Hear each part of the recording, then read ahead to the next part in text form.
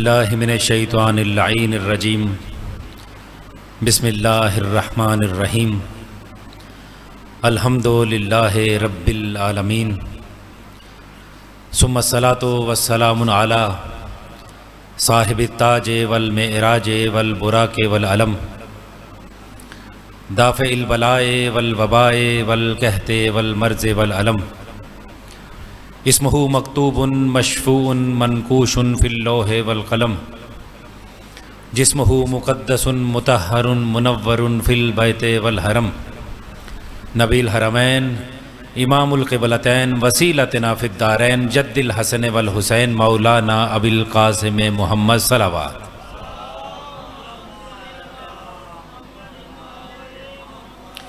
وعلی اطرتہ الطیبین الطاہرین المعصومین المظلومین الذین اذھب اللہ عنکم الرجس وطہرہم تطہیرا صلوات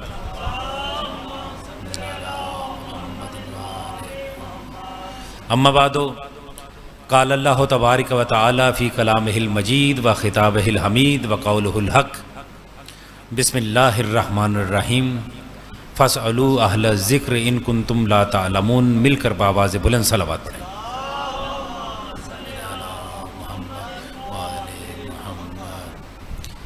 حضرات ذی وقار، محبان آل اطہار، شیعان حیدر کرار، برادران اہل سنت، ساکنان بزم معرفت، سرمستانہ میکدہ ولایت، میں نے آپ حضرات کی خدمت میں سورہ نحل کی آیہ مبارکہ کی تلاوت کی کہ جس میں اللہ رب العزت ارشاد فرما رہا ہے کہ فاسألوا اہل الذکر ان کنتم لا تعلمون، کہ اگر تمہیں کسی بات کا علم نہیں ہے، اگر تم کسی بات کو نہیں جانتے تو کیا کام کرو؟ اہل ذکر سے سوال کرو۔ اہل ذکر تمہیں ہر سوال کا جواب بتائیں گے کہ اس سوال کا جواب کیا ہے۔ توجہ فرما رہے ہیں آپ حضرات؟ یعنی اہل ذکر ہر سوال کا جواب تمہیں دیں گے۔ اور یاد رکھیے کہ یہ بارگاہ ایسی بارگاہ ہے کہ جہاں سے ہر سوال کا جواب عطا ہوتا ہے۔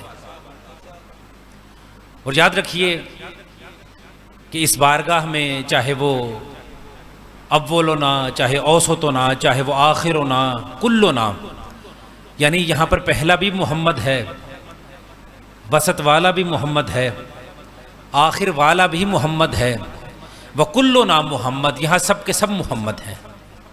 کسی سے بھی کوئی سوال پوچھا جائے تو ہر ایک اس سوال کا جواب عطا کرتا ہے۔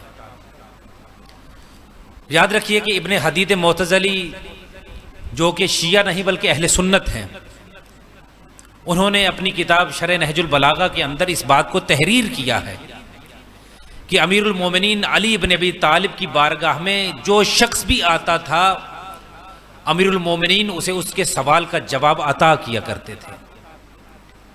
اور صرف لوگ ہی نہیں آتے تھے بلکہ مختلف ممالک سے، مختلف علاقوں سے، مختلف خطوں سے مختلف قسم کے مورخ بھی آتے تھے تاکہ امیر المومنین کی بارگاہ میں جا کر امیر المومنین کی شخصیت کو دیکھا جائے اور علی کے متعلق ایک رائے قائم کی جائے کہ علی کس شخصیت کا مالک ہے۔ چنانچہ امیر المومنین کی بارگاہ میں بہت سے محققین آتے، بہت سے مورخین آتے۔ ابن حدید معتزلی شرح نہج البلاغہ کے اندر یہ تحریر کرتے ہیں، وہ کہتے ہیں کہ بہت سے مورخ امیر المومنین کی بارگاہ میں آئے کہ مولا کی بارگاہ میں پہنچ کر مولا سے سوالات کیے جائیں، مولا کی شخصیت کو دیکھا جائے کہ مولا کس شخصیت کا اور کس فکر کے مالک ہیں۔ چنانچہ وہ کہتے ہیں کہ ایک مورخ امیر المومنین کی بارگاہ میں چلا گیا، انہوں نے دیکھا کہ امیر المومنین ایک باغ میں تشریف فرما ہے، امیر المومنین کی آستینیں الٹی ہوئی ہیں، بال الجھے ہوئے ہیں، سر میں خاک ہے، اور علی ابن ابی طالب درختوں کو گوڑی دے رہے ہیں۔ جب علی کی اس حالت کو مورخین نے دیکھا تو اس حالت کو اس طرح سے لکھ دیا کہ علی ابن ابی طالب اس شخصیت کا مالک ہے، اور اتنا سادہ شخصیت کا مالک ہے کہ ہم نے علی کو دیکھا کہ علی کی آستینیں الٹی ہوئی تھیں، علی کے بال بکھرے ہوئے تھے، اور علی کے بالوں میں گرد تھی، علی ابن ابی طالب سے لوگ سوال کرنے کے لیے کھڑے تھے کہ علی ہم سوال کرنے کے لیے آپ کی خدمت میں حاضر ہیں، اور علی فرماتے تھے کہ یہ میرے کام کا وقت ہے، اور علی کبھی امانت میں خیانت نہیں کرتا۔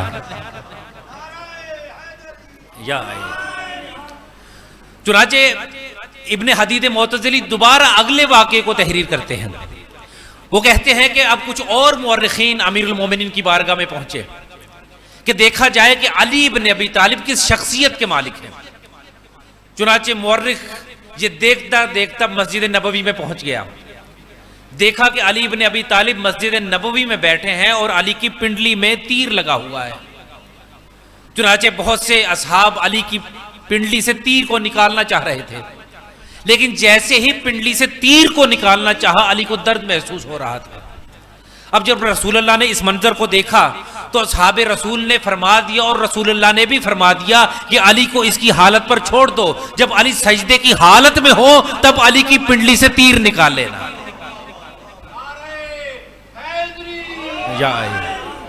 چنانچہ مورخ نے یہ لکھ دیا کہ علی ابن ابی طالب ایسا عبادت گزار شخص ہے کہ جب وہ سجدہ الہی میں ہوتا ہے تو اسے درد کا احساس بھی نہیں ہوتا۔ چنانچہ تاریخ بتاتی ہے کہ ایک اور مورخ علی ابن ابی طالب کی بارگاہ میں پہنچ گیا کہ میں دیکھوں کہ علی ابن ابی طالب کس شخصیت کے مالک ہیں۔ اور یاد رکھیے کہ میرے مولا کی شخصیت ایسی شخصیت ہے کہ ابن حدید معتزلی ہی بیان کرتے ہیں کہ علی ابن ابی طالب متضاد صفات کی حامل شخصیت ہے۔ جیسا کہ آپ جانتے ہیں کہ ایک شخص بہت بڑا عالم ہو تو جتنا بڑا وہ عالم ہوگا اتنا بڑا وہ پہلوان نہیں ہو سکتا۔ آپ نے دیکھا ہے کہ کوئی شخص بہت بڑا قبلہ عالم ہو اتنا ہی بڑا وہ پہلوان ہو، آپ کہیں گے یہ نہیں ہو سکتا، اس لیے کہ عالم ہونا ایک نزاکت کا کام ہے، ہر وقت وہ علم میں مستغرق ہوگا، جو پہلوان ہوگا وہ اپنی پہلوانی میں لگا رہے گا۔ تو ایک شخص جو جتنا بڑا عالم ہوگا وہ اتنا بڑا پہلوان نہیں ہو سکتا۔ اسی طرح ایک شخص بہت بڑا عبادت گزار ہو، بہت بڑا عابد ہو، جتنا بڑا وہ عابد ہوگا اتنا بڑا وہ سخی نہیں ہو سکتا۔ تو علی ابن ابی طالب کی ذات وہ ذات ہے کہ جن کے اندر دونوں صفات موجود ہیں۔ اگر میدان علم میں دیکھا جائے تو میرا مولا ممبر سلونی پر سلونی کا دعویٰ کرتا ہوا نظر آتا ہے، اور اگر میدان جنگ میں دیکھا جائے تو علی لا فتح الا علی نظر آتا ہے۔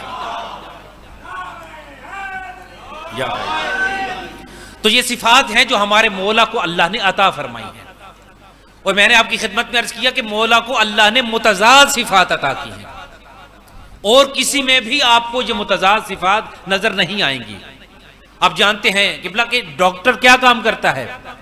ڈاکٹر زندہ کو مردہ تو کر سکتا ہے، اسے بیماری سے موت کے گھاٹ تو اتار سکتا ہے، لیکن مردہ کو زندہ نہیں کر سکتا۔ لیکن ہمارے مولا کو اللہ نے یہ دونوں صفات عطا کری تھی۔ اگر علی چاہتے تو زندہ کو مردہ بھی کر دیتے تھے، اور اگر علی چاہتے تو مردہ کو زندہ بھی کر دیا کرتے تھے۔ آپ کہیں گے کیسے؟ تاریخ یہ بتاتی ہے کہ جب میرا مولا منبر پر تشریف فرما تھا تو کسی شخص نے آ کر ایک گروہ شخص کا آیا، اور چند منافقین نے یہ فیصلہ کیا کہ علی منبر پر سے یہ تو دعویٰ کرتے ہیں کہ پوچھو مجھ سے جو پوچھنا ہے، اس سے پہلے کہ تم مجھے کھو دو۔ تو چند لوگوں نے یہ فیصلہ کیا کہ آج علی سے ایسا فیصلہ کروایا جائے کہ فیصلہ کرتے ہوئے علی سے معاذاللہ غلطی ہو جائے۔ چنانچہ 4 سے 5 منافقین نے یہ فیصلہ کیا کہ آج علی سے ایک فیصلہ کروایا جائے گا کہ جو علی معاذاللہ غلط کریں گے۔ چنانچہ 4 سے 5 افراد نے یہ فیصلہ کیا کہ آج ایسے شخص کو تیار کیا جائے جو ہو تو زندہ، لیکن علی کی بارگاہ میں لے کر جایا جائے کہ یا علی یہ مر گیا ہے۔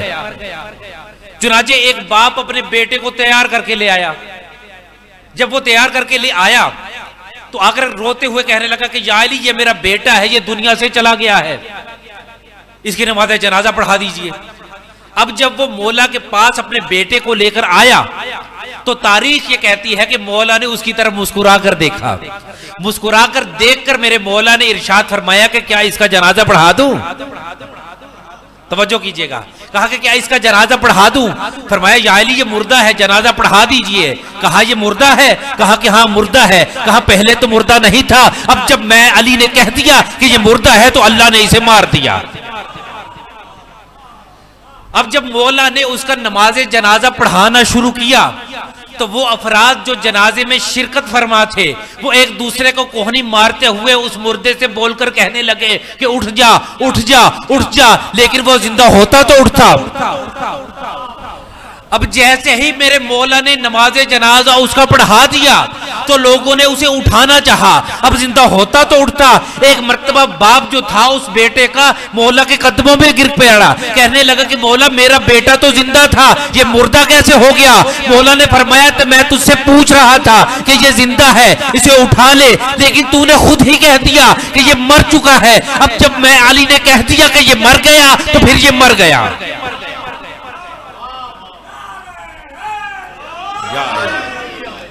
اب پھر مولا کی بارگاہ میں قدموں میں گر گیا اور کہنے لگا کہ مولا مجھ سے بہت بڑی غلطی ہو گئی، اسے دوبارہ سے حیات بخش دیں۔ اب مولا نے جانتے ہیں کیا ارشاد فرمایا؟ مولا نے اپنی ٹھوکر مارتے ہوئے ارشاد فرمایا کہ کم باذنی، یہ ارشاد نہیں فرمایا کہ کم باذن اللہ کہ اللہ کے حکم سے اٹھ جاؤ، بلکہ ارشاد فرمایا کہ کم باذنی میرے حکم سے اٹھ جا۔ کیوں؟ اس لیے کہ علی کی جو مرضی ہوتی ہے وہ مرضی الہی ہوتی ہے، اس لیے کہ علی بن ابی طالب نے اللہ کی مرضی کو اسی رات خرید لیا تھا کہ جس رات رسول کے بستر پر علی سویا تھا۔ چنانچہ جب مولا نے ٹھوکر ماری تو وہ مردہ زندہ ہو گیا۔ تو میں نے عرض کیا کہ علی بن ابی طالب کے اندر اللہ نے متضاد صفات رکھی ہیں کہ اگر زندہ کو چاہیں تو مردہ کر دیں، مردہ کو چاہیں تو زندہ بھی کر سکتے ہیں۔ اب تاریخ میں آپ دیکھیے، تاریخ میں جہاں پر یہ بات ملتی ہے وہیں پر یہ بات بھی آگے چل کے نظر آتی ہے، اور اس روایت کے بیان کرنے والے حضرت میثم تمار ہیں۔ وہ کہتے ہیں کہ 30,000 افراد کا ایک لشکر، ایک گروہ امیر المومنین کی بارگاہ میں حاضر ہوا، اور ایک جنازے کو لے کر مولا کی بارگاہ میں حاضر ہو کر کہنے لگا کہ یا علی، یہ مردہ ہم آپ کی خدمت میں لے کر آئے ہیں، اس کو کسی نے قتل کر دیا ہے، کسی نے اس کو موت کے گھاٹ اتار دیا ہے، یا علی ہم چاہتے ہیں کہ آپ اس مردے کا فیصلہ کریں۔ کتنے افراد آئے؟ 30,000 افراد مولا کی بارگاہ میں اس مردے کو لے کر آئے۔ مولا نے فرمایا کہ پہلے تم یہ بتاؤ کہ اس مردے کو مرے ہوئے کتنے دن ہو چکے ہیں؟ وہ کہنے لگے کہ مولا 41 دن ہو چکے ہیں کہ یہ دنیا سے گیا۔ پھر فرمایا کہ یہ بتاؤ کہ اس مردے کے یہ جو قتل کر دیا گیا ہے اس کے خون کے کتنے دعوے دار ہیں؟ فرمایا 50 افراد اس کے خون کے دعوے دار ہیں۔ اب مولا نے جانتے ہیں کیا ارشاد فرمایا؟ مولا نے فرمایا کہ میں اس کا ابھی فیصلہ کیے دیتا ہوں، مگر یہاں رک کر آپ کی خدمت میں ایک جملہ کہوں گا کہ آپ نے قرآن میں سورہ بقرہ پڑھا ہے۔ اب جانتے ہیں کہ سورہ بقرہ کو بقرہ کس لیے کہا جاتا ہے؟ اس لیے کہا جاتا ہے کیونکہ اس سورہ کے اندر ایک گائے کا واقعہ موجود ہے کہ جب بنی اسرائیل میں سے ایک شخص کا انتقال ہو گیا تھا، ایک شخص کو قتل کر دیا گیا تھا، اور حضرت موسیٰ نے ارشاد فرمایا کہ فلاں فلاں شرط کی گائے لے کر آؤ۔ جب تم گائے لے کر آؤ گے تو اس کو ذبح کرو گے، ذبح کر کے اس کے گوشت کا ایک ٹکڑا اس مردے کے ساتھ مس کرو گے تو یہ مردہ زندہ ہو جائے گا اور یہ خود بخود بتائے گا کہ اسے کس نے قتل کیا ہے۔ تو مولا نے ارشاد فرمایا کہ یاد رکھو میں علی ابن ابی طالب وہ جو بنی اسرائیل کی گائے تھی نا اس سے بھی زیادہ افضل ہوں۔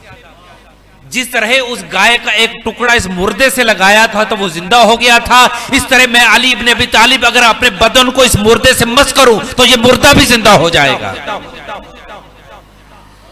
اب ایک مرتبہ مولا نے اپنی ٹھوکر اس مردے کو ماری کہ وہ زندہ ہو گیا، اور اٹھ کر جناب امیر کی ولایت کا اقرار کرنے لگا کہ وَقَبِلْتُ وِلَایَةَ امیر المومنین، کہ میں علی ابن ابی طالب کی ولایت کا اقرار کرتا ہوں اور میں یہ بتاتا ہوں کہ مجھے میرے چچا حسان نے قتل کیا ہے۔ تو میں نے عرض کیا کہ یہ مولا کے اندر متضاد صفات ہیں کہ علی چاہتے تو مردہ کو زندہ کر دیتے، اگر چاہتے تو زندہ کو بھی مردہ کر دیتے۔ اور یاد رکھیے کہ یہ جناب امیر کو اللہ نے متضاد صفات عطا کی تھی، جن میں سے ایک یہ ہے کہ اگر کوئی شخص جناب امیر کے پاس آتا اور آ کر مولا سے ایک سوال کرتا تو علی چاہتے تو ایک سوال کے 10 جواب دے دیا کرتے تھے، اور اگر چاہتے تو مختلف سوالات کا ایک ہی قبلہ جواب عطا کر دیا کرتے تھے۔ آپ کہیں گے کیسے؟ آپ نے سنا ہوا واقعہ ہے میں صرف مختصر انداز میں بیان کر کے آگے کی طرف بڑھوں گا کہ میرے مولا کے پاس ایک شخص آیا، آ کر یہ کہنے لگا کہ یا علی بتائیے علم افضل ہے یا دولت؟ آپ کا سنا ہوا ہے، علم افضل ہے یا دولت؟ یعنی 10 افراد آئے، 10 کے 10 افراد نے ایک ہی سوال کیا کہ یا علی بتائیے کہ علم افضل ہے یا دولت افضل ہے؟ مولا نے فرمایا علم افضل ہے۔ فرمایا کیسے؟ فرمایا اس لیے افضل ہے کہ علم انبیاء کی میراث ہے، جبکہ دولت فرعون، نمرود اور قارون کی میراث ہے۔ اتنے میں دوسرا شخص آیا، آ کر کہنے لگا کہ یا علی بتائیے علم افضل ہے یا دولت؟ فرمایا علم۔ کہا وہ کیسے؟ فرمایا کہ علم انفاق کرنے سے بڑھتا ہے، جبکہ دولت خرچ کرنے سے بڑھتی نہیں بلکہ کم ہو جاتی ہے۔ اتنے میں تیسرا شخص آیا، وہ بھی آ کر پوچھنے لگا کہ یا علی علم افضل ہے یا دولت؟ فرمایا علم۔ فرمایا وہ کیسے؟ فرمایا اس لیے علم افضل ہے کہ علم انسان کی حفاظت کرتا ہے، جبکہ دولت کی انسان کو حفاظت کرنی پڑتی ہے۔ اتنے میں چوتھا شخص آیا، وہ اگر کہنے لگا کہ یا علی بتائیے کہ علم افضل ہے یا دولت؟ فرمایا علم۔ کہا وہ کیسے؟ فرمایا جس کے پاس علم ہوتا ہے وہ عالم ہوتا ہے، عالم کے دوست بہت زیادہ ہوتے ہیں، جس کے پاس دولت ہوتی ہے اس کے دشمن بہت زیادہ ہوتے ہیں۔ پھر کہنے لگا، ایک اور شخص آیا، کہنے لگا کہ یا علی علم افضل ہے یا دولت؟ فرمایا علم۔ فرمایا وہ کیسے؟ فرمایا کہ علم میں چوری ہونے کا امکان نہیں ہوتا، جبکہ دولت کے اندر چوری ہونے کا امکان ہو جاتا ہے۔ اگلا شخص آیا، اس نے کہا کہ یا علی علم افضل ہے یا دولت؟ فرمایا علم۔ کہا وہ کیسے؟ فرمایا کہ علم جو ہے وقت کے گزرنے کے ساتھ پرانا نہیں ہوتا، بلکہ ہر دور میں نیا رہتا ہے، جبکہ دولت جو ہوتی ہے وقت کے گزرنے کے ساتھ ساتھ پرانی ہو جاتی ہے۔ پھر ایک اور شخص آیا اور وہی ایک ہی سوال کرنے لگا، کہنے لگا کہ علم افضل ہے یا دولت؟ فرمایا علم۔ کہا وہ کیسے؟ فرمایا کہ علم جو ہے وہ بندے کے اندر عاجزی پیدا کرتا ہے، جبکہ دولت جو ہے وہ بندے کے اندر سنگ دلی اور سختی پیدا کرتی ہے۔ اب وہ جب 10 کے 10 افراد مولا سے سوال کا جواب لے کر جانے لگے نا، تو میرے مولا نے جاتے ہوئے افراد سے ایک جملہ کہا کہ ایھا السائلون، اور سوال کرنے والوں یہاں پر رک جاؤ، تم تو 10 افراد مجھ سے سوال کرنے کے لیے آئے ہو نا، اگر قیامت تک بھی مجھ سے یہی سوال کرنے کے لیے آتے تو میں علی بن ابی طالب وہ ہوں تو کہ قیامت تک ہر ایک کو الگ الگ جواب عطا کرتا۔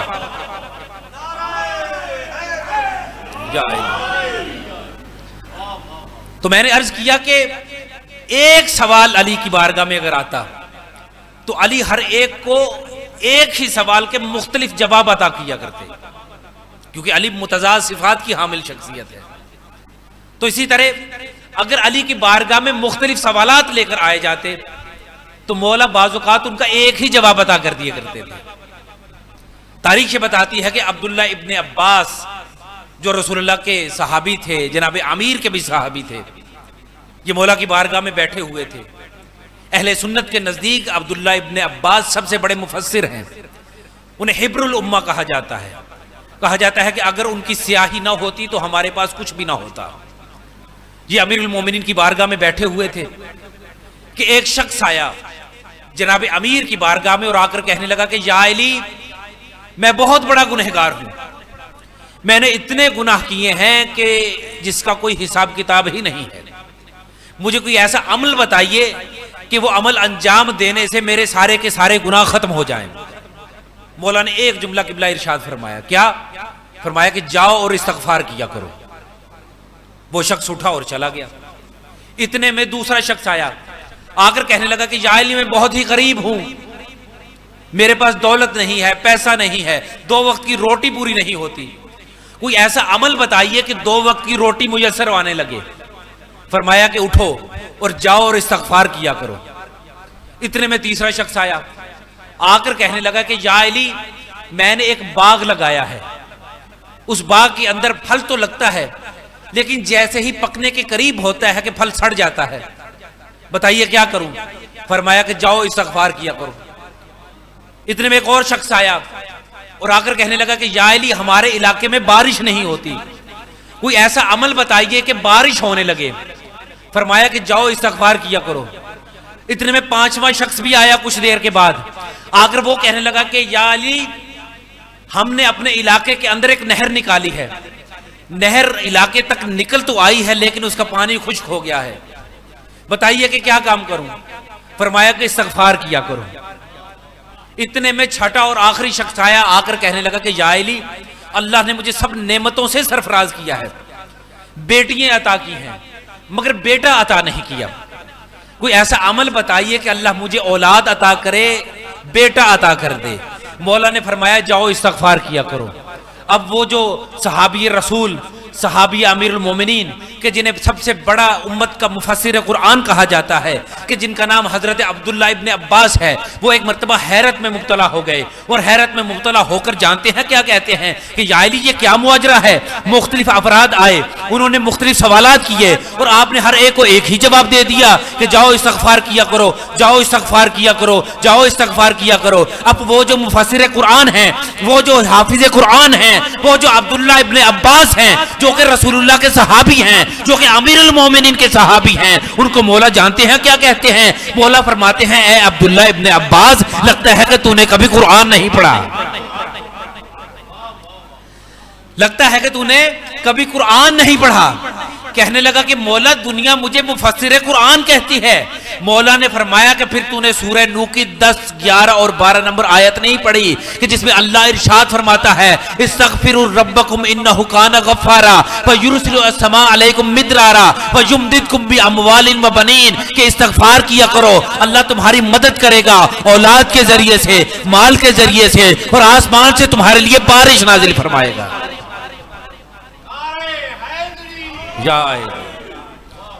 اور آسمان سے تمہارے لیے بارش کو نازل فرمائے گا۔ یہ ذات علی ابن ابی طالب ہے کہ جن کو اللہ نے متضاد صفات سے نوازا ہے۔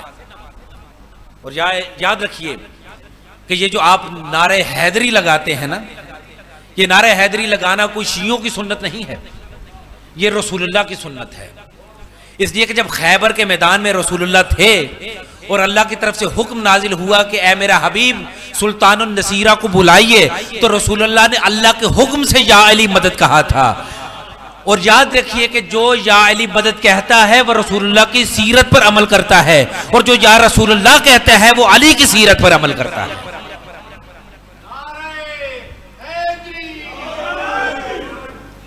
اور اسی بات سے میں بات کو آگے بڑھاتا چلوں اور ایک نقطہ آپ کی خدمت میں عرض کروں گا جو کہ ہمارے ممبر پر سے بہت کم بیان کیا جاتا ہے، لیکن یہ مجھ بندے حقیقی تحقیق ہے جو آپ کی خدمت میں عرض کرنے لگا ہوں، تاکہ ہمارے ممبر پر سے صرف اور صرف فضائل نہیں بلکہ فضائل کے ساتھ ساتھ کچھ فکری چیزیں بھی بیان کی جانی چاہیے، جیسے کہ کل ایک چھوٹی سی کوشش آپ کی خدمت میں عرض کی، اور آج بھی ایک کوشش آپ کی خدمت میں عرض کروں گا۔ یاد رکھیے کہ رسول اللہ نے امیر المومنین کو ہر مشکل وقت میں بلایا، اور آپ جانتے ہیں کہ خیبر میں حیدر کو پکارا گیا، لیکن ایک جنگ ایسی بھی تھی کہ جس میں حیدر موجود نہ تھے، لیکن امام حسین علیہ السلام نے ثانی حیدر کو پکارا، یعنی نبوت نے امداد کے لیے علی کو پکارا اور امامت نے امداد کے لیے عباس کو پکارا۔ آپ جانتے ہیں تاریخ یہ کہتی ہے کہ جب 9 محرم کا دن تھا نا، تو 9 محرم کے دن جب فوج یزید کربلا کے میدان میں اکٹھی ہو رہی تھی، تو اس وقت سرکار عباس نے شمشیر شرر نکالی۔ جب شمشیر شرر نکالی تو سرکار عباس کی شمشیر کو دیکھ کر جتنی بھی فوج اشقیہ تھی وہ ساری کی ساری پیچھے ہٹنے لگی، اور جب امام حسین نے اس منظر کو دیکھا نا کہ سرکار عباس نے شمشیر نکال لی، تو سرکار امام حسین نے ایک جملہ ارشاد فرمایا، یا عباس علیک فداک، اے عباس میں حسین تم پر فدا ہو جاؤں۔ میں کہوں گا کہ آپ جانتے ہیں کہ امام کون ہیں؟ امام حسین امام ہیں۔ امام وہ ہوتا ہے کہ جس پر کائنات کا ذرہ ذرہ فدا ہوتا ہے، یعنی جس پر کائنات کا ذرہ ذرہ فدا ہو اسے امام حسین کہتے ہیں، اور حسین جس پر فدا ہو اسے عباس کہتے ہیں۔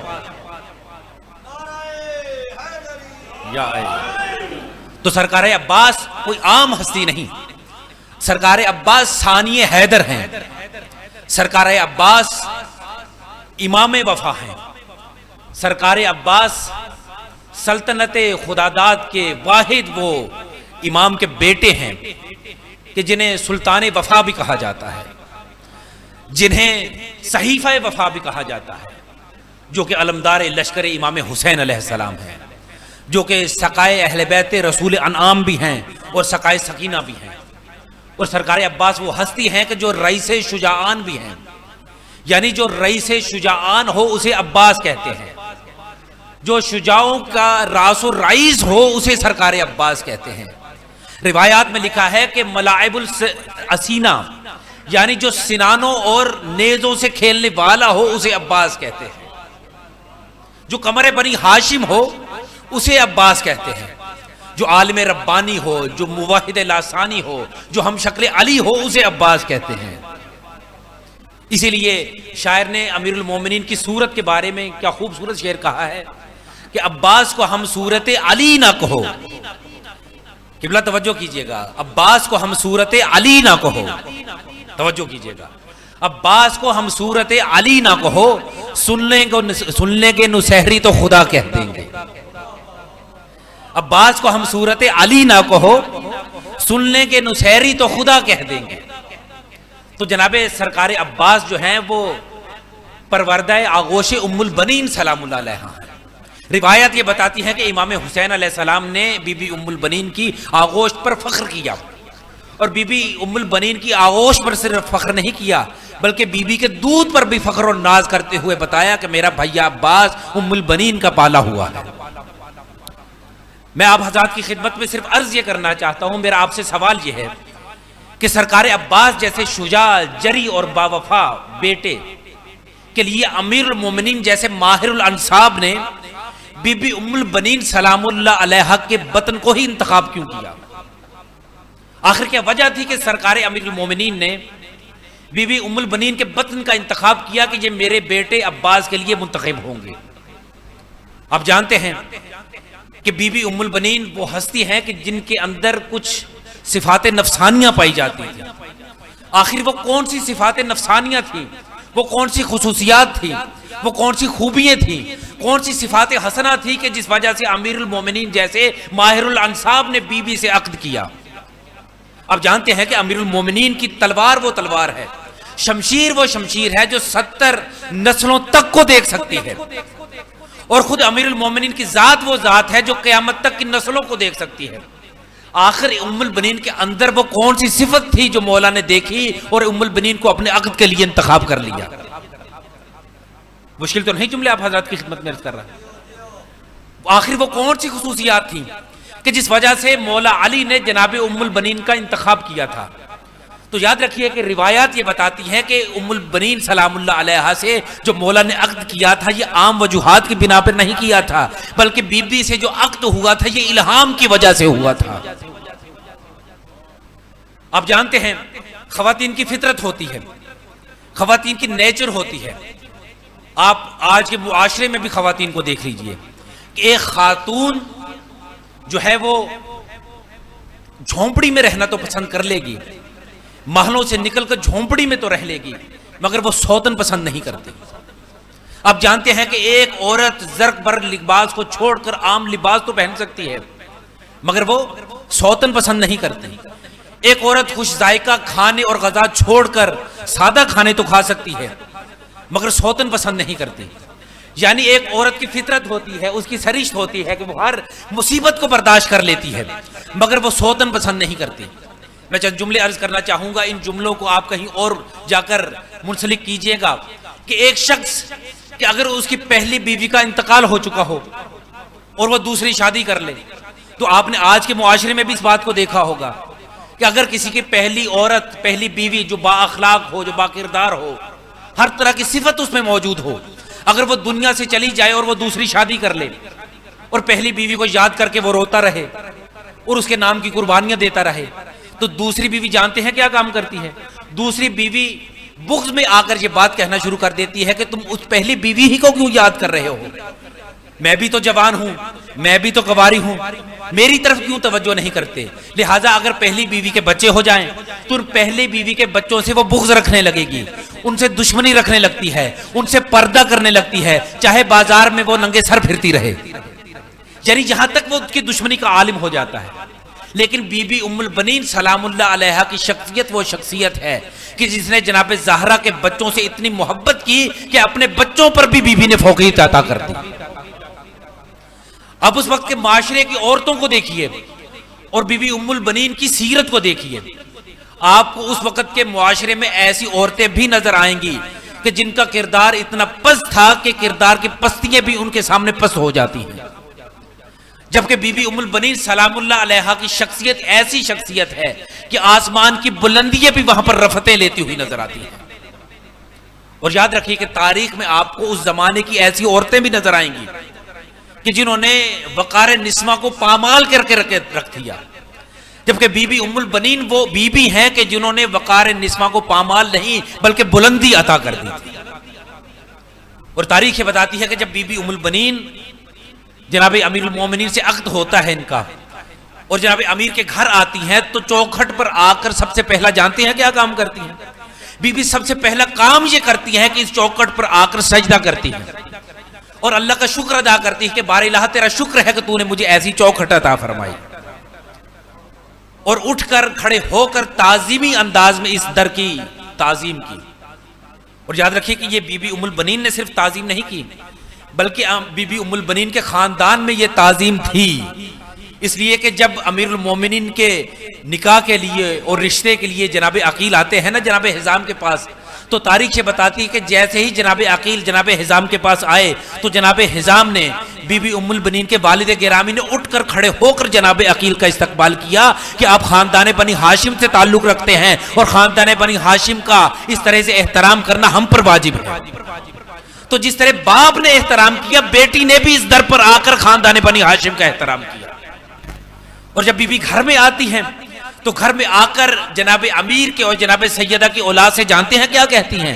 کہتی ہیں کہ بچوں میں تمہاری ماں بن کر نہیں آئی بلکہ میں تمہاری کنیز بن کر آئی ہوں، صرف تمہاری خدمت کرنے کے لیے آئی۔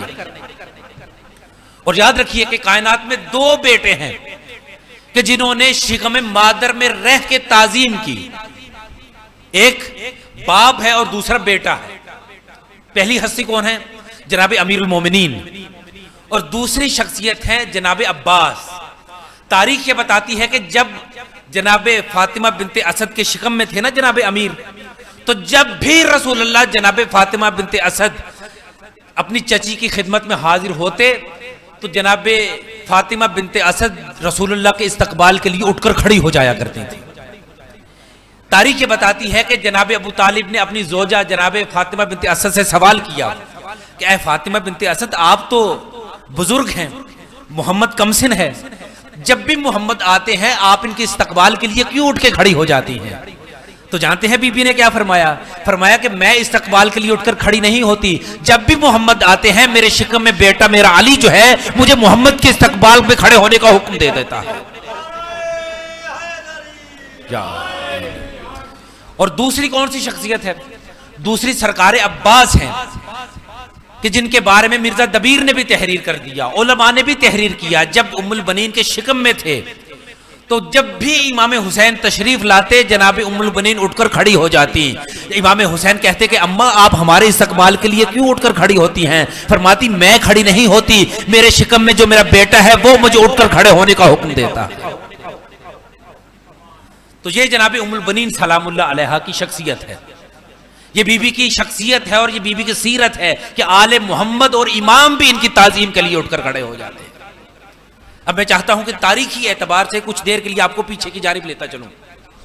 یاد رکھیے کہ اس خاندان کے اندر صرف ایک ہی فاطمہ نہیں گزری۔ تاریخی طور پر اگر آپ پیچھے کی جانب چلے جائیے تو آپ کو معلوم ہوگا کہ اس خاندان میں صرف جناب سیدہ کا نام ہی فاطمہ نہیں ہے، بلکہ تاریخ میں جناب سیدہ سے پہلے بھی آپ چلے جائیں اور بی بی کے بعد بھی آپ دیکھیں کہ اس خاندان میں فاطمہ کئی بیویاں آئی ہیں۔ اب جانتے ہیں کہ جناب امیر المومنین کی والدہ کا کیا نام تھا؟ فاطمہ بنت اسد۔ جناب امیر المومنین کی زوجہ کا کیا نام ہے؟ فاطمہ بنت محمد۔ جناب سیدہ کی نانی کا کیا نام ہے؟ جناب خدیجہ کی ماں کا نام جناب فاطمہ بنت زائدہ۔ اسی طرح سے دیکھا جائے کہ جناب ہاشم کی زوجہ کا کیا نام ہے؟ ان کا نام ہے جناب فاطمہ بنت عمر۔ یعنی اس خاندان میں ایک فاطمہ نہیں گزری بلکہ کئی کئی فاطمہ ہیں جو اس خاندان میں گزری ہیں. اور آپ جانتے ہیں کہ بی بی ام البنین جو ہیں ان کو بھی اللہ نے جو اس میں گرامی عطا کیا وہ بھی فاطمہ ہے. یعنی اس خاندان میں جناب سیدہ سے پہلے اور جناب سیدہ کے بعد بہت سی بیویاں ہیں کہ جن کا نام نامی اللہ رب العزت نے فاطمہ قرار دیا تھا. اور یاد رکھیے تاریخ میں جب آپ مطالعہ تاریخ کا کرتے ہیں تو ہمیں عرب کی تاریخ کو پڑھنا پڑتا ہے. عرب کی تاریخ کو اگر آپ دیکھیں کہ جو عرب کی تاریخ میں شادی قبلہ ہوا کرتی تھی وہ عشق کی بنیاد پر ہوا کرتی تھی. اور عربوں کا جو مذہب تھا اسلام آنے سے پہلے وہ 4 چیزوں پر منحصر تھا. پہلی دولت، دوسری عورت، تیسرا شمشیر زنی اور چوتھا انتقام. یہ عربوں کے اندر 4 چیزیں پائی جاتی تھی.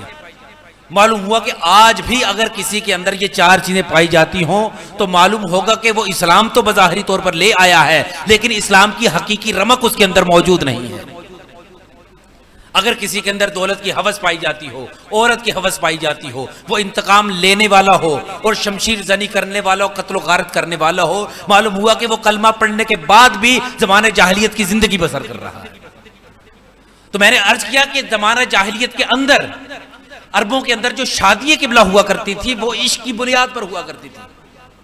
یعنی اگر کسی عورت کی شادی بھی ہو جاتی تو وہ کردار کے طور پر ٹھیک نہیں ہوتی تھی.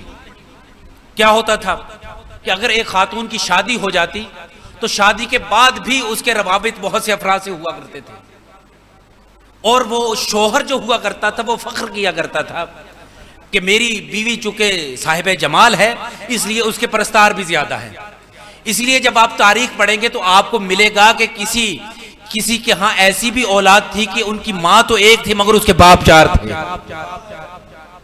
لیکن یاد رکھیے کہ عرب کا جو معاشرہ تھا وہ عورت کو صرف اور صرف لذت حیوانی کا ذریعہ سمجھتا تھا. لیکن خاندان بنی ہاشم جو ہے، جو سادات کا خاندان تھا، جو رسول اللہ کا خاندان تھا، وہ عورت کو لذت حیوانی کا ذریعہ نہیں سمجھتا تھا بلکہ عورت کو مقصد حیات سمجھا کرتا تھا. مثلا آپ تاریخ پڑھیے، تاریخ یہ بتاتی ہے کہ جتنے سادات یہاں پر بیٹھے ہیں ان کے اجداد جناب ہاشم کوئی عام شخصیت نہیں تھے بلکہ جناب ہاشم وہ شخصیت تھے کہ جب جناب ہاشم گھر سے باہر نکلا کرتے تو ان کی پیشانی سے ایسا نور ساطع ہوتا تھا کہ جو بھی اس نور کو دیکھتا تو وہ دیکھتا رہ جاتا تھا. اور جب وہ باہر گھر سے نکلا کرتے تو سورج کا نور ان کے پیشانی کے نور سے ماند پڑ جایا کرتا تھا. جانتے ہیں کیوں؟ اس لیے ماند پڑ جایا کرتا تھا کیونکہ جناب ہاشم کی پیشانی میں رسول اللہ اور علی بن ابی طالب کا نور تھا، اس لیے ہر نور ان کے سامنے ماند پڑ جاتا تھا. چنانچہ تاریخ یہ بتاتی ہے کہ جب بھی جناب ہاشم باہر نکلتے تو ان کی پیشانی سے نور ساطع ہوتا. اور جو اس وقت کے یہود و نصارہ تھے، جو مشرکین تھے، وہ جناب ہاشم کو اپنی بیٹیوں کے رشتے دیا کرتے تھے اور کہتے تھے کہ آپ ہماری بیٹی سے شادی کر لیجئے، آپ ہماری بیٹی سے رشتہ کر لیں. لیکن جناب ہاشم جانتے ہیں کیا کہتے کہ میں تمہاری بیٹیوں سے شادی نہیں کر سکتا. وہ کہتے کہ آپ ہم سے مال و دولت لے لیں، آپ ہم سے جاگیر لے لیں، آپ ہم سے جائیداد لے لیں، ہماری بیٹیوں سے شادی کر لیں. مگر جناب ہاشم ارشاد فرماتے کہ میں تمہاری بیٹیوں سے شادی نہیں کر سکتا. جانتے ہیں کیوں؟ اس لیے کہ وہ فرماتے تھے کہ ہمارے ہاں کردار کو فوقیت دی جاتی ہے، مال و دولت کو فوقیت نہیں دی جاتی. اور اس لیے بھی وہ اپنی بیٹیاں دیتے تھے. وہ جانتے تھے کہ اب بنی اسرائیل کے اندر تو نبوت کا سلسلہ جاری و ساری نہیں رہے گا بلکہ اب یہ جو سلسلہ نبوت ہے یہ اسماعیل کی نسل میں جاری و ساری ہے. کم از کم ہماری نسل میں یہ سلسلہ نہیں چلے گا تو ہماری اولاد کے اندر تو یہ سلسلہ جاری و ساری رہے گا. تو اب تاریخ یہ بتاتی ہے کہ عرب کا جو جاہلیت کا معاشرہ تھا ان کے ہاں جو شادیاں ہوا کرتی تھی، اس جملے کو یاد رکھیے گا، قبلہ وہ شادی عشق کی بنیاد پر ہوا کرتی تھی. اگر ایک خاتون کی شادی ہو جاتی وہ شادی کے بعد بھی اپنے کئی پرستار رکھتی تھی. اور اسی لیے تاریخ میں نے بتایا کہ ایک خاتون کے 4 شوہر ہوتے تھے اور اولاد ایک ہی بیوی سے ہوتی تھی. لیکن خاندان بنی ہاشم میں ایسا نہیں ہوتا تھا. خاندان بنی ہاشم میں جو شادیاں ہوا کرتی تھیں وہ تاریخ سے ثابت ہے کہ الہام کی بنا پر ہوا کرتی تھی. اب تاریخ یہ بتاتی ہے کہ جناب ہاشم ایک مرتبہ سوئے ہوئے تھے کہ خواب میں انہیں الہام ہوا کہ آپ فاطمہ ابن عمر سے شادی کیجئے. اب جب خواب میں یہ آپ کو بتا دیا گیا کہ آپ فاطمہ ابن عمر سے شادی کیجئے، تو آپ نے الہام کے مطابق جناب فاطمہ بن عمر سے شادی کی. اور یہ سلسلہ یہیں پر نہیں رکا.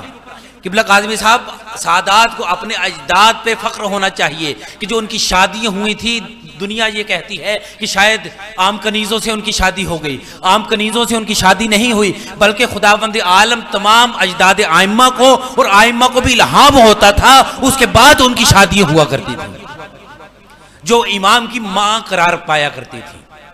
چنانچہ جناب ہاشم کو یہ الہام ہوا کہ آپ جناب فاطمہ بن عمر سے شادی کیجئے. چنانچہ انہوں نے الہام کے مطابق بی بی سے شادی کی. اور یہ سلسلہ یہیں پر نہیں رکا، بلکہ یہ سلسلہ آگے کی طرف بھی بڑھا. جب جناب عبد المطلب کو خواب میں الہام ہوا کہ آپ جناب سلمہ سے عقد کیجئے. اب جب خواب میں بتا دیا گیا کہ آپ جناب سلمہ سے عقد کیجئے، تو اس خواب کی تعبیر کو انہوں نے اس شکل میں کیا کہ جناب سلمہ سے انہوں نے عقد کر لیا. اور یہ الہام کا سلسلہ یہیں پر تمام نہیں ہوا، بلکہ تاریخ یہ بتاتی ہے کہ جناب ہاشم کے بعد، جناب عبد المطلب کے بعد، جناب عبداللہ اور جناب ابو طالب کو بھی خواب میں الہام ہوا تھا. جناب عبداللہ کو خواب میں الہام ہوا کہ آپ جناب آمنہ سے عقد کیجئے. جناب ابو طالب کو الہام ہوا خواب میں کہ آپ جناب فاطمہ بنت اسد سے عقد کیجئے. جب خواب میں یہ الہام ہوا تو اس کے بعد جناب عبداللہ نے جناب آمنہ سے شادی کی تھی اور جناب ابو طالب نے جناب فاطمہ بنت اسد سے شادی کی. اب تاریخ آگے چلتی ہے اور کتب اہل سنت کے اندر بھی یہ روایت موجود ہے، کتب تشیع کے اندر بھی یہ روایت موجود ہے کہ جناب خدیجہ الکبریٰ نے خواب میں یہ دیکھا کہ ایک آفتاب، ایک سورج ان کے گھر میں طلوع ہوا ہے اور وہ چمک رہا ہے. چنانچہ جناب خدیجہ الکبریٰ نے اپنے چچا زاد بھائی جناب ورقہ بن نوفل، جو کہ کتب سماوی کے ماہر تھے، عالم تھے، ان سے یہ پوچھا کہ اے میرے چچا زاد بھائی، اے ورقہ بن نوفل، مجھے بتائیے کہ میں نے کل رات کو خواب دیکھا کہ میرے آنگن میں ایک سورج طلوع ہو رہا ہے. تو ورقہ بن نوفل نے جانتے ہیں کیا کہا؟ کہا کہ یہ عام سورج طلوع نہیں ہو رہا، بلکہ یہ شمس رسالت ہے جو کہ طلوع ہو رہا ہے. ابھی اس عرب کے اندر ایک نبی آئیں گے کہ جن کو خدا مبعوث کرے گا اور ان سے آپ کا عقد ہوگا. یہی وجہ ہے کہ جب جناب خدیجہ الکبریٰ نے یہ خواب دیکھا تو فوری طور پر جناب ورقہ بن نوفل کو رسول خدا کے ہاں بھیج دیا کہ جائیے میرا رشتہ لے کر جائیے اور محمد سے میرا عقد کروا دیجیے. معلوم ہوا کہ جناب خدیجہ الکبریٰ وہ شخصیت ہیں کہ جن کے لیے خواب میں سورج طلوع ہوا. یعنی خدیجہ الکبریٰ وہ بی بی ہے کہ جن کے لیے سورج طلوع ہوا، اور بیٹی وہ شخصیت ہے کہ جن کے لیے گھر میں ستارہ اتر آیا. توجہ فرما رہے ہیں آپ حضرات؟ اب تاریخ یہ بتاتی ہے کہ تاریخ آگے چلتی ہے. آگے کیا چل کے کرتی ہے کہ جب رسول اللہ معراج میں جاتے ہیں تو معراج میں رسول اللہ کو یہ حکم ملتا ہے کہ اے میرا حبیب، ہم نے سیدہ کا عقد آسمانوں پر پڑھ دیا ہے. کس کے ساتھ؟ علی کے ساتھ. لہٰذا آپ بھی زمین پر جب جائیں تو علی اور فاطمہ کا جا کر آپس میں عقد کروا دیں. اس لیے رسول اللہ نے فرمایا کہ لولا علی لمکان علی فاطمہ تو کفر آدم فمن دونہ، کہ اگر علی نہ ہوتے تو اللہ کی دھرتی پر فاطمہ کو کوئی کفر نہ ہوتا. اور یاد رکھیے کہ اس نقطے کو بھی آپ کی خدمت میں عرض کرتا چلا جاؤں کہ رسول اللہ نے کیا فرمایا؟ اگر علی نہ ہوتے تو اللہ کی دھرتی پر فاطمہ کو کوئی کفر نہ ہوتا. اب آپ اس جملے کو سنیں کہ نہیں بلکہ دیکھیں گے. رسول اللہ نے فرمایا کہ اگر علی نہ ہوتے، توجہ کیجئے گا، اگر علی نہ ہوتے تو اللہ کی دھرتی پر فاطمہ کو کوئی کفر نہ ہوتا. یعنی بی بی اس منزل پر فائز ہیں، اور علی ابن ابی طالب وہ ہیں کہ بی بی کے مد مقابل ہم کفر قرار پاتے ہیں.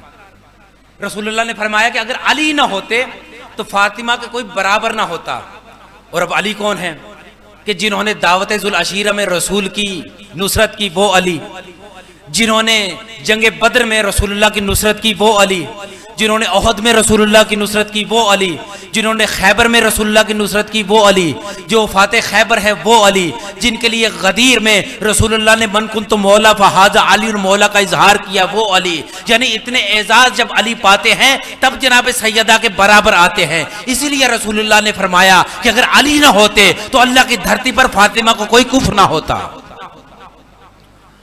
تو رسول اللہ جب معراج میں جاتے ہیں تو تب اللہ حکم دیتا ہے کہ میرا حبیب علی اور فاطمہ کا عقد میں نے عرش پر طے کر دیا ہے، اس لیے جب آپ فرش پر جائیں تو علی اور فاطمہ کا عقد آپ عملی طور پر کر کے دکھا دیں۔ اب تاریخ آگے چل کے یہ بتاتی ہے کہ جب بی بی ام البنین سے جناب امیر کا عقد ہونا تھا، اس کے لیے تاریخ میں قبلہ کیا درج ہے؟ اس کے لیے تاریخ میں یہ درج ہے کہ بی بی ام البنین سوئی ہوئی تھی کہ بی بی نے خواب میں دیکھا کہ 3 ستارے بی بی کی آغوش میں آ کر گر گئے اور ایک چاند بی بی کی آغوش میں آ کر گرا۔ اب بی بی اٹھی، بی بی نے اپنی والدہ سے اس خواب کو بیان کیا کہ اماں میں نے خواب میں یہ دیکھا کہ 3 ستارے میری آغوش میں آگے گر گئے اور ایک چاند میری آغوش میں گرا، اماں اس کی تعبیر کیا ہے؟ اے اماں آپ تو خواب کی تعبیر بہتر جانتی ہیں، آپ مجھے بتائیے کہ اس خواب کی کیا تعبیر ہے؟ تو بی بی ام البنین سے ان کی والدہ کیا فرماتی ہیں؟ بی بی نے فرمایا کہ یہ جو چاند آپ کی آغوش میں گرا ہے اس کا مطلب یہ ہے کہ اللہ آپ کو چاند یعنی قمر جیسا بیٹا عطا فرمائے گا، یعنی دوسرے جملوں میں کہا کہ اللہ آپ کو قمر بنی ہاشم عطا فرمائے گا۔ پھر فرمایا کہ 3 اور بیٹے بھی عطا فرمائے گا جو کہ ستارے ہوں گے۔ تو آپ نے دیکھا کہ جناب ہاشم سے لے کر جناب ام البنین تک اس خاندان میں جتنی بھی شادیاں ہوئی ہیں وہ سب کی سب الہام کی بنا پہ ہوئی۔ اور اب اگلا جملہ جو آپ کی خدمت میں عرض کروں گا یہ مجھ حقیر و تقصیر کی تحقیق ہے، اگر پسند آئے تو بول کر اس جملے پہ تائید کیجئے گا۔ سوال اب یہ پیدا ہوتا ہے، بہت ہی اہم سوال جو آپ کی خدمت میں عرض کرنا، میں سوال کرنے سے پہلے خود اس سوال کا لطف لے رہا ہوں کہ جب آپ کو اس سوال کا جواب ملے گا آپ خود اس سوال کے جواب کا لطف لیں گے۔ سوال یہ پیدا ہوتا ہے کہ تمام اماموں کی ازواج نے امام کی شادی کے بعد عقد ثانی کیوں نہیں کیا؟ آپ نے آج تک اس سوال پہ غور کیا کہ جب ایک امام دنیا سے چلے گئے، امام کی زوجہ نے امام کے جانے کے بعد عقد ثانی کیوں نہیں کیا؟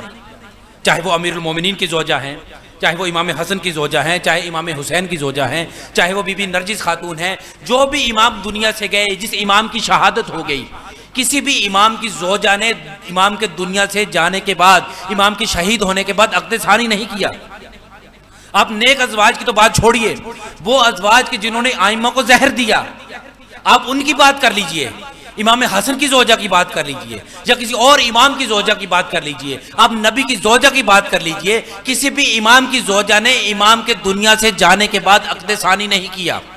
جانتے ہیں اس کی وجہ کیا ہے؟ بس 2 جملوں میں اس کا جواب دوں گا کہ اس کی وجہ یہ ہے کہ آپ تاریخ میں دیکھتے ہیں کہ اور تو آپ کو عورتیں ملیں گی تاریخ میں، زمانہ جاہلیت میں یا اسلام کے آنے کے بعد، کہ کچھ عورتیں ایسی بھی تھیں کہ جن کی اولاد تو ایک تھی مگر ان کے شوہر 4 تھے، لیکن ائمہ کی اگر ازواج کو دیکھا جائے امام کی شہادت کے بعد بھی انہوں نے شادی نہیں کی۔ جانتے ہیں اس کی وجہ کیا تھی؟ اس کی وجہ صرف اور صرف یہ تھی کیونکہ امت بھی جانتی تھی، امام کی ازواج بھی جانتی تھی کہ جس طرح ازواج رسول امت پر حرام ہے اسی طرح ائمہ کی ازواج بھی امت پر حرام ہے۔ مل کر صلوات پڑھیے باواز بلند۔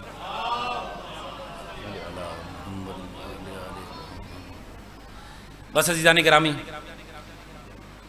وقت چونکہ محدود ہے اس لیے محدود وقت میں آپ کی خدمت میں مطالب کو عرض کیا۔ بس ایک بات آپ کی خدمت میں عرض کر کے مصائب کے چند جملے عرض کرنا چاہوں گا، اور میری کوشش یہی ہوتی ہے کہ مجالس میں فضائل کے ساتھ ساتھ کچھ فکری باتیں بھی پیش کی جائیں، کیونکہ واحد درس گاہ یہ مجالس ہی ہیں کہ جہاں سے ہمیں درس ملے گا۔ قبلہ جو بات عرض کرنا چاہتا ہوں وہ مصائب ہی سے مرتبط ہے۔ بس ایک سوال آپ کی خدمت میں پیش کر کے اس کا جواب دے کے مصائب کے 2 جملے پیش کر کے گفتگو کو مکمل کروں گا۔ قبلہ آپ نے آج تک یہ بات سنی ہے کہ امام حسین علیہ السلام نے نوک نیزہ پر قرآن مجید کی تلاوت کی تھی، لیکن کہ آج تک ہم نے اس بات کو سوچا کہ امام حسین علیہ السلام نے نوک نیزہ پر قرآن مجید کی تلاوت کیوں کی تھی؟ یاد رکھیے کہ علماء نے، جن میں ایک نام علامہ جعفر ششتری کا بھی ہے کہ جن کی کتاب ہے خصائص حسینیہ، اس میں وہ تحریر کرتے ہیں کہ امام حسین علیہ السلام نے نوک نیزہ پر جو قرآن مجید کی تلاوت کی تھی اس کی 4 وجوہات تھی۔ 4 وجوہات کی بنا پر امام حسین علیہ السلام نے نوک نیزہ پر قرآن مجید کی تلاوت کی تھی۔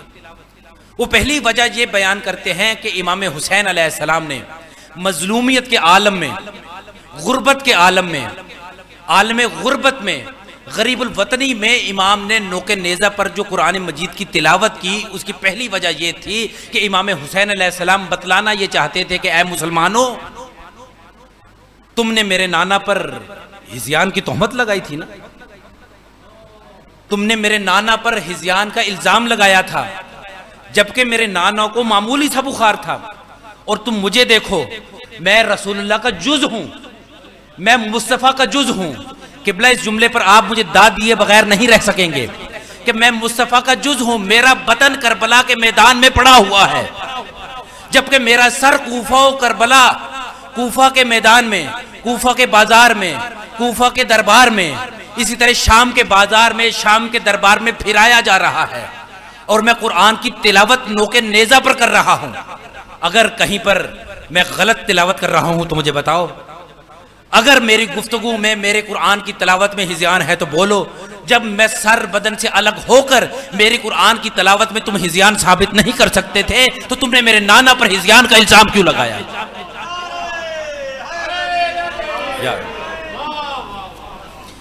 پھر دوسری وجہ جو انہوں نے بیان کی کہ دوسری کیا وجہ تھی کہ امام حسین علیہ السلام نے نوک نیزہ پہ قرآن کی تلاوت کی، دوسری وجہ جانتے ہیں انہوں نے کیا بیان کی؟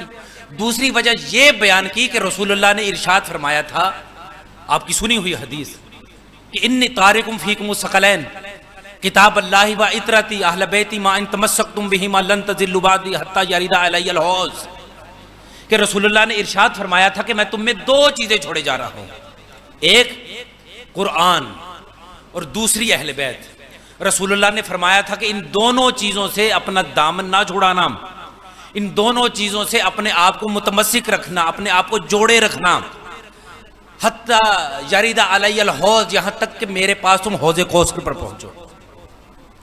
گویا کہ علامہ جعفر ششتری نے یہ لکھا کہ امام حسین علیہ السلام نے اس لیے بھی نوک نیزہ پر قرآن کی تلاوت کی، گویا کہ بتانا چاہا کہ اے مسلمانوں، تم نے قرآن کو اہل بیت سے جدا کرنا چاہا، تم نے چاہا کہ قرآن اور اہل بیت جدا ہو جائیں۔ اسی لیے آپ تاریخ میں دیکھتے ہیں کہ یزید جب اپنے دربار میں بیٹھا ہوا تھا تو وہ دو کام کر رہا تھا، کل بھی آپ کی خدمت میں عرض کر رہا تھا کہ وہ شراب بھی پی رہا تھا اور قرآن کے اوراق پر شراب کے ظرف کو بھی رکھتا جا رہا تھا، اور دوسرے ہاتھ سے چھڑی سے امام کے ہونٹوں کی، لبوں کی گستاخی بھی کر رہا تھا۔ امام نے فرمانا چاہا کہ تم چاہتے ہو کہ قرآن اور اہل بیت جدا ہو جائیں؟ فرمایا ہرگز ایسا نہیں ہوگا، تم ہمیں مدینے سے جدا تو کر سکتے ہو، تم ہمیں مکے سے جدا تو کر سکتے ہو، تم ہمیں رسول سے داغ فراق تو دے سکتے ہو، تم ہم پر پانی تو بند کر سکتے ہو، تم ہمارے بچوں کو، ہمارے جوانوں کو، ہمارے بوڑھوں کو، ہمارے مہمانوں کو سب کو شہید تو کر سکتے ہو، تم ہمیں قید تو کر سکتے ہو، تم ہم پر تلوار تو چلا سکتے ہو، تم علی اکبر کے سینے میں تیر تو پیوست کر سکتے ہو، تم علی اصغر کو ایک کان سے دوسرے کان تک ذبح تو کر سکتے ہو، تم عباس کے بازو تو قلم کر سکتے ہو، تم جناب قاسم کے ٹکڑے تو کر سکتے ہو، تم حسین کا گلا جدا تو کر سکتے ہو، تم سکینہ کو تماچے تو مار سکتے ہو، تم سکینہ کے کانوں سے در تو چھین سکتے ہو، تم عباس کو تم شہید تو کر سکتے ہو، تم سجاد کو اور زینب کی پشت پر تازیانے تو مار سکتے ہو، تم انہیں قید تو کر سکتے ہو، تم ان کے خیموں کو جلا تو کر سکتے ہو، لیکن تم قرآن اور اہل بیت کو جدا نہیں کر سکتے۔ چنانچہ علامہ جعفر ششتری تیسری وجہ بیان کرتے ہیں، وہ کہتے ہیں کہ امام حسین نے جو نوک نیزہ پر قرآن مجید کی تلاوت کی، اس کی تیسری وجہ کیا تھی؟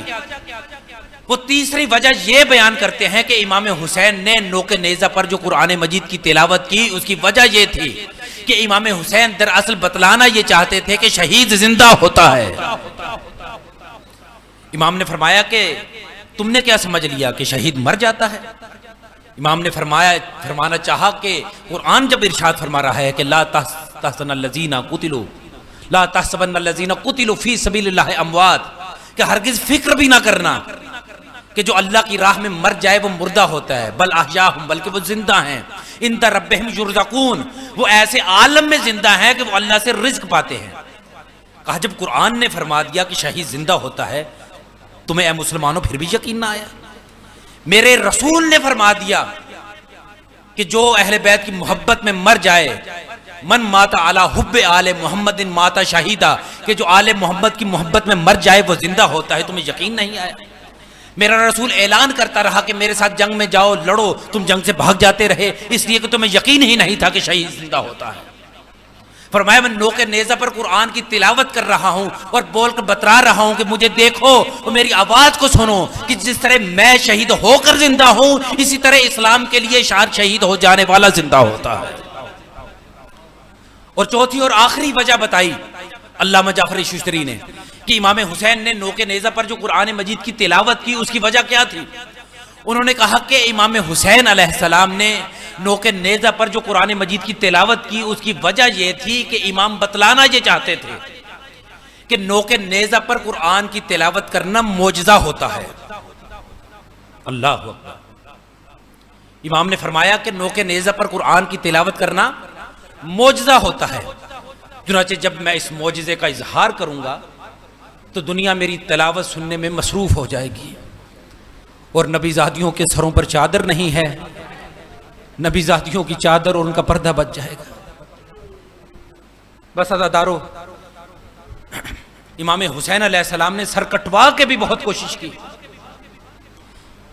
کہ نبی زادیوں کا پردہ بچ جائے، مگر ظالم مسلمانوں نے نبی زادیوں کو کبھی کوفے کے بازار میں اور کبھی شرابی کے دربار میں پھرایا۔ آپ دعا کیجئے میرے ساتھ مل کے کہ خدا کرے کہ اگر کسی کو قانون اپنی گرفت میں لے کر جا رہا ہو تو راستے میں کوئی واقف نہ مل جائے، اس لیے کہ اگر اس کے ہاتھوں میں ہتھکڑیاں ہوں، پیروں میں بیڑیاں ہوں، اسے مجرم بنا کر لے کر جایا جا رہا ہو، خدا کی قسم اگر کوئی واقف مل جائے، اگر کوئی آشنا مل جائے تو شرم سے انسان کا سر جھک جاتا ہے کہ خدا جانے کیا سوچے۔ اب جب امام زین العابدین کو اور تمام بیبیوں کو قید کر کے لے کے جایا گیا نا ابن زیاد کے دربار میں، تو ایک مرتبہ ابن زیاد نے اعلان کیا کہ تمام قیدی آ گئے؟ کہا کہ ہاں آ گئے۔ کہا کہ کیا علی کی بیٹیاں بھی آ گئیں؟ کہا کہ ہاں آ گئیں۔ کہا اچھا اب ذرا ان سب کا تماشا دکھلانے کے لیے ان سے محبت کرنے والے مختار کو بلایا جائے۔ اب جب مختار کا نام آنا تھا نا تو تاریخ یہ بتاتی ہے کہ سب کی سب بیوی ایک مرتبہ جناب زینب کے پیچھے جا کر چھپ گئی، اور جو 4 سال کی حسین کی بیٹی تھی نا اس نے اپنے چہرے پر ہاتھ رکھ لیے کہ ہائے ہمارا چچا مختار ہمیں اس عالم میں دیکھ لے گا۔ اب جب جناب مختار کو قید کر کے لایا گیا نا تو ایک سپاہی نے حکم دیا کہ اے مختار امیر کو سلام کرو۔ جناب مختار نے کہا بکواس نہ کر، ابن زیاد میرا امیر نہیں ہے۔ کہا کہ کون ہے تیرا امیر؟ کہا کہ میں اپنے امیر کا اس نجس دربار میں نام نہیں لے سکتا۔ اتنے بھی ابن زیاد نے تھال پر سے رومال ہٹا کر کہا کہ میں جانتا ہوں تیرا امیر کون ہے، یہی حسین تیرا امیر ہے نا۔ خدا کی قسم جیسے ہی جناب مختار نے اس جملے کو سنا ایک مرتبہ سر جھکا کر کہنا شروع کر دیا السلام علیکم یا ابن رسول اللہ، اے رسول اللہ کے فرزند حسین آپ پر میرا سلام ہے۔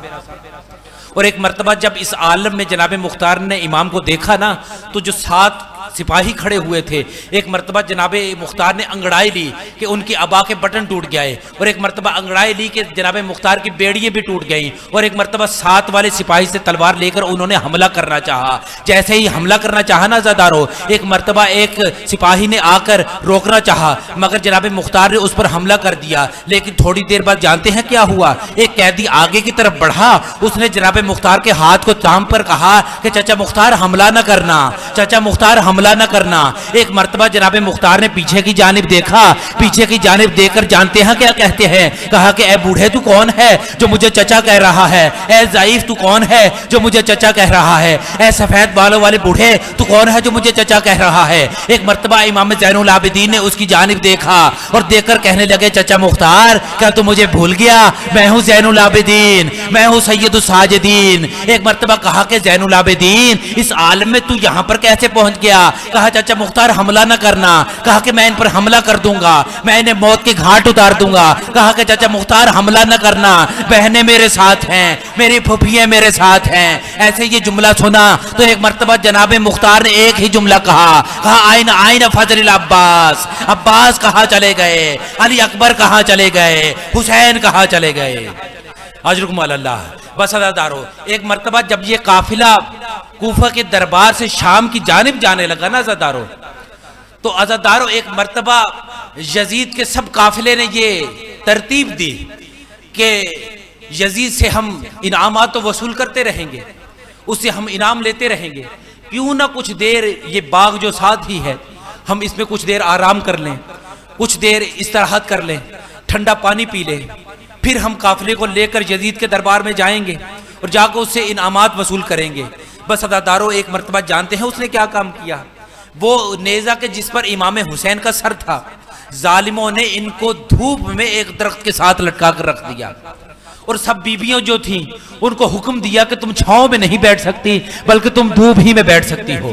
اب عزاداروں ایک مرتبہ جب وہ سب کا سب جو سپاہی تھے یزید کے، وہ سب کے سب ہنس رہے تھے اور بیویوں پر جملے کس رہے تھے، ایک مرتبہ امام حسین علیہ السلام نے نوک نیزہ پر قرآن مجید کی تلاوت کرنا شروع کر دی تاکہ ان کا دھیان بٹ جائے، لیکن وہ سر حسین کے جس کے نیچے تمام بیویاں بیٹھی ہوئی تھی نا، وہ سب رو رہی تھی، وہ سب گریہ کر رہے تھی، اور وہ سب کے سب ملعون جو تھے وہ ہنس رہے تھے، مسکرا رہے تھے اور ٹھنڈے پانی پی رہے تھے۔ اب امام حسین علیہ السلام نے ان کی توجہ کو دوسری جانب کرنے کے لیے جانتے ہیں کیا کام کیا؟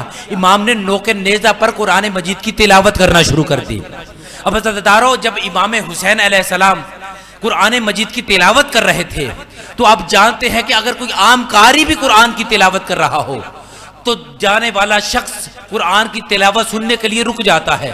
اب عزاداروں ایک مرتبہ جب امام نے نوک نیزہ پر قرآن کی تلاوت کرنا شروع کی تو اسی باغ کے اندر ایک 4 سال کی بیٹی بیٹھی ہوئی تھی کہ جو آنکھوں سے نابینا تھی اور دیوار کے ساتھ لگی بیٹھی تھی۔ جیسے ہی اس نے امام کی پرکشش آواز کو سنا نا تو اس نے ایک ہاتھ کے اندر عصا لیا اور دوسرا ہاتھ اپنے کان پر رکھا، امام کی تلاوت کی آواز کو سنتے ہوئے ایک مرتبہ وہ امام کے سر کے نیچے آ کر کھڑی ہو گئی۔ عزاداروں ایک مرتبہ اس نے اوپر کی جانب دیکھا، اب اسے نظر تو کچھ آتا نہیں تھا۔ ایک مرتبہ جب امام کی گردن سے خون شفا کا ایک قطرہ گرا اور اس کی آنکھوں پر پڑا، اس نے ایک مرتبہ اپنی آنکھوں پر ہاتھوں کو پھیرا۔